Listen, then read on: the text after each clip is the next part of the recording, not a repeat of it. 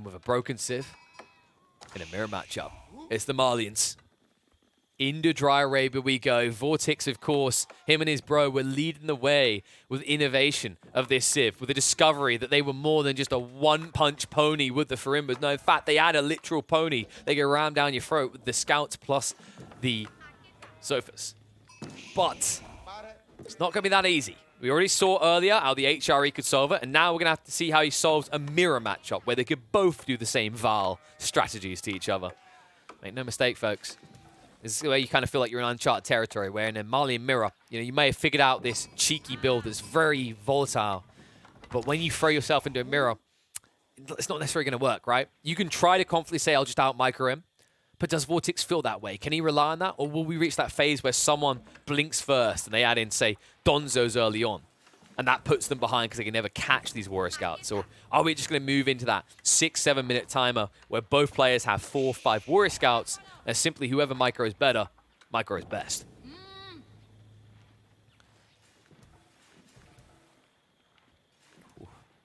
Just checking for small differences so far. Obviously, we have the same amount of houses because that's just always the way you kind of formulate it, going with the one straggler tree and burning it. But one big difference you are seeing the generations is the location of Vortexes compared to the Muslims. The Muslims is a bit harder to reach behind his base. Also, just look at where the deers are situated. Demu's got kind of like this condensed area next to each other. I'm not going to say secondary TC play, but that type of feeling to it. Whereas Vortex is a bit more split, and also in front of his base. In fact, looking across the board, like almost all of Vortex's resources are ahead of his base, and the Muslims are retracted. It means it's a much more difficult occurrence for Vortex to go and take something away like the deer, or take the houses away by burning them down. Because he has to move out of position behind his opponent's base. And we've all seen what happens there. It's usually more apparent in slow comps like with the English. If you move behind your opponent's base, your trickle of reinforcements get cut. And that can still happen here, even when you're talking about fast cavalry units like Sofas and Scouts. And we are expecting Mansa from both sides. Even with this type of spawn, Vortex can't afford to go for an outpost to protect this. You just have to accept that maybe down the line this is a risk, but if it happens, it'll be a trade out somewhere else. The reason is kind of the same as it is in most mirrors, right? Like we see it with TOV at the moment is another big one. If you don't go for Mansa and your opponent does, you've got an outpost, sure, but you've sacrificed an extra 2 villages almost worth of production. And it's flexy as well, right? So like, let's say you do go for that outpost. I might just say, okay, I'll toggle to stone. I don't even need to go for the deer play. I can maybe just go for a TC play. Which isn't a bad idea when you consider the timing they probably would get pro scouts at.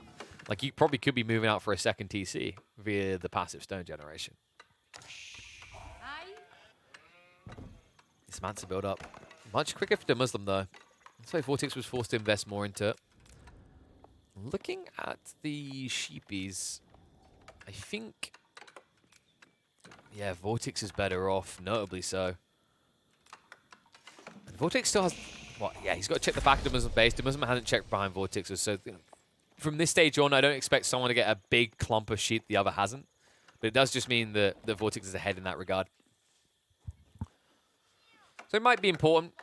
Might just kind of pressure the Muslim to have to go to that pro scouts play and then be a bit more desperate, right? I'm expecting it, but the whole logic is if you have less sheep as a backup compared to Vortex, he can kind of hold you hostage on this pro scouts moment for longer, right? He doesn't necessarily need to go get the deer himself if he's stopping you. We are, of course, going to see the immediate Warrior Scouts upgrade on both. Wait, not on both. Vortex didn't go for it. And big shout out, I see you, Pesty, coming through. There he is. The man of the scene. EGC owner, carrier of AoE for competitive. Much love. Appreciation for all you do for the community. Appreciation for what you do for the charities. It's the second charity I've done where you've come through and made big donos, so I appreciate you, my friend. We reward you by showing even more EGC games that sadly we're not able to be covered because there's only so much we can watch in our finite amount of time broadcasting. That's why we're here for the recap, and we are getting a big difference early on. Vortex is going to go for the racks, he is going to go for the Donzo, and I do believe that this is forced by the spawn. I don't think that this was wholly his intent from the get-go. I think he felt behind. Slightly on the tech up, also on the positioning. And then in the fact that you have this awkward situation with the forward spawning houses. It just makes it so much easier for your opponent to reach in. See you, Tony Beeswax, for the $20 as well. You guys are absolutely amazing. Keep those numbers coming. I'll keep the games coming. Firm handshakes all around. We're each doing our part. Man, this is this is another reason why I don't like the Dunzo play. You lose. You actually lose this. Look at the damage he just done to you, and now look at his health. This has got to go. This is insane. This is chivalry on cocaine. This is... Like, honestly, this is making me want to play Malians instead of French, but I'd feel too dirty, is the problem. So like, oh no, you injured my scout. I'll just peel him off. I'll continue torching. And it continues to mount the pressure, right? Vortex, once again, feels like he doesn't have enough Donzos. And he's right. He actually needs enough to javelin snipe these scouts instantly. Because the problem is if you stop producing Donzos, the Muslims are just going to keep pushing scouts. And the absolutely insane, absurd part about this is that it costs the same. That's right, you heard me correctly. A Donzo costs the same as a Warrior Scout. Absurd. And Dimu is getting more absurd with it. He spots the attempt at the second pit mine. Although it goes up, the housing will not, and the villager will be going down. Vortex is sending out another villager, but he's going to have to close guard that. I mean, this is a moment where you could either try to contest or you just go back towards his base. And this is another absurd element of the Warrior Scouts. 1.88 movement speed. If he just runs towards this tree line, he could probably snatch a villager. He could probably even move past and then go after the houses. And he's going after the houses. Because now, if you really want this pit mine up, you can't leave this villager alone. You actually need 5 Donzos. Otherwise, the Warrior Scouts move away too quickly. Such an absurd unit. Now the Muslim adding in the archers afterwards. Because he's forced Vortex's hand. Vortex is now stuck. He's going to keep building Donzos, and then he's just going to lose them to archers. In fact, he's going to lose them before that. I love the way that the Muslim went in there. He cut them off from grouping up. And that's really important because it means these Donzos can only target different scouts, right? They can't just wail on one and kill him. But house gone. 25 wood loss. Not to mention the extra passive income you miss out on. Small differences make the mile. I mean, just look at the number comparison as well. Like, you can see what Vortex's real goal kind of is here. Like, he's thinking about Castle Age. But the Muslim's not really that far behind. You can talk about Vortex having a lot extra gold, but that doesn't help. He doesn't have a marketplace. He doesn't have anything to really do with that extra gold. Eventually, it'll be great with the Farimba.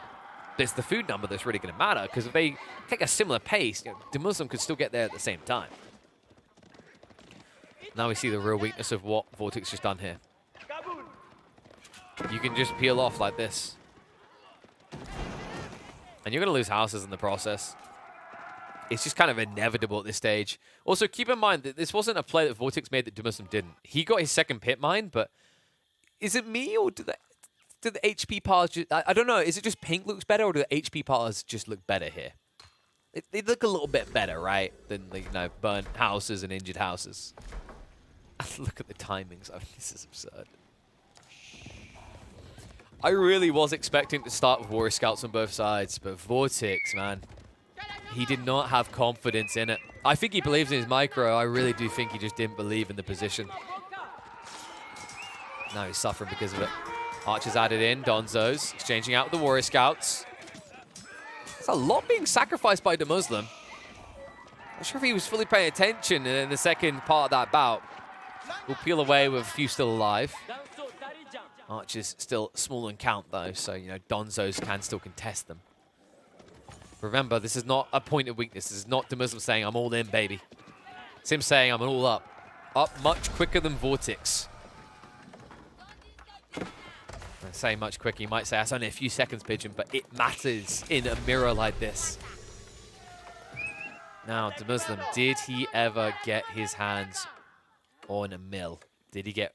No pro scouts, so we don't have to look for that play coming down the line. But he's already pumping out cattle, and I'm anticipating the same is going to happen to Vortex in a sec.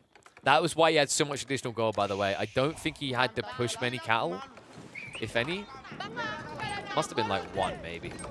That looks like a sheep to me, though. So it just shows you how many more sheep he actually had than the Muslim.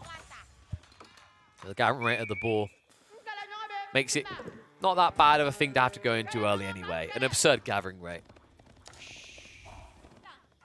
Especially when you have this much surplus gold to work with.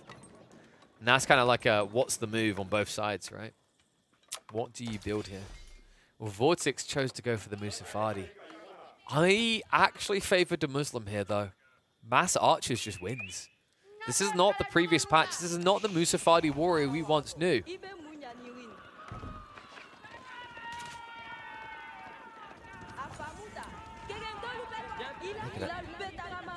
Used to have better base damage, a lot more being shifted into bonus. Now Archers do counter this. You know, no longer are they Musafadi warriors.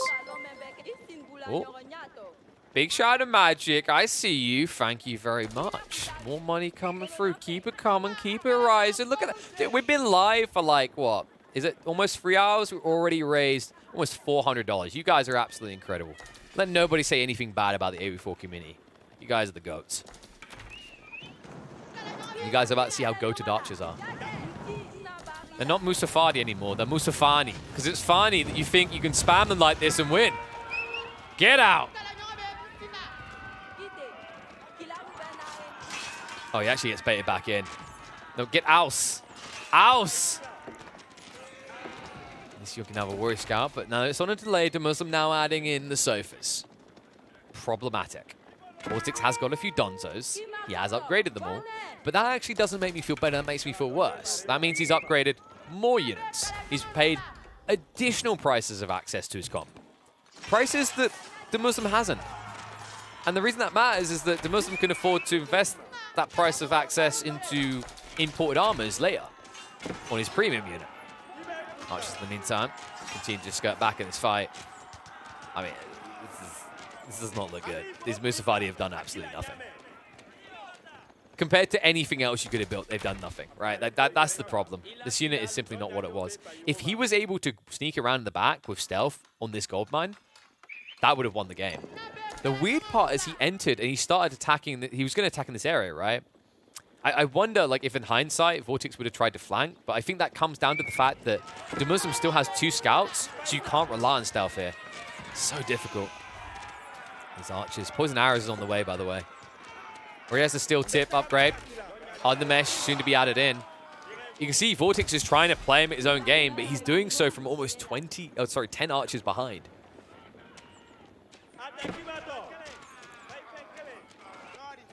Honestly, I think when Poison Arrows comes in, like, he might just call it. Because you can't even tickle on the edge of fights anymore, right? Like, you're going to walk away and watch more troops just flop dead. You know the sofas are coming as well. Like, if you can't contest the archers with sofas not being there, your flanks are unprotected and you're still losing frontal fights. Flash in. Sofa does get clapped. Delay on the line formation spread there, so it looks like he's going to strong-arm the fight. Vortex looking like he might get a good one, but it's costing him a lot in the process. That line formation is crippling his ability to engage. Melee's just been wiped, and the next up, I mean, it's going to be the archers. Been away so long on just one sofa. And I believe I do hear relics from Vortex behind this. It seems like a good idea, but do you really need more gold right now? Maybe. In fact, you want to keep pushing Musafadi, it kind of makes sense. That's not a crazy thing, right? Like, the Muslim doesn't need the gold as much because he's not using that much gold. He's building a few sofas. He's got most of the upgrades he needs. It would be nice to get maybe a quicker level 2 range upgrade, but that's kind of it. Oh, this nasty-ass comp. Mirrors usually follow each other for a while, but it's crazy how quickly this one deviated and how it continues to. Vortex got sucked back into archers, but he sucked out in that regard. I just don't really see the way with the poison arrows now in the picture. He's not firing them in return, so he's dying notably quicker.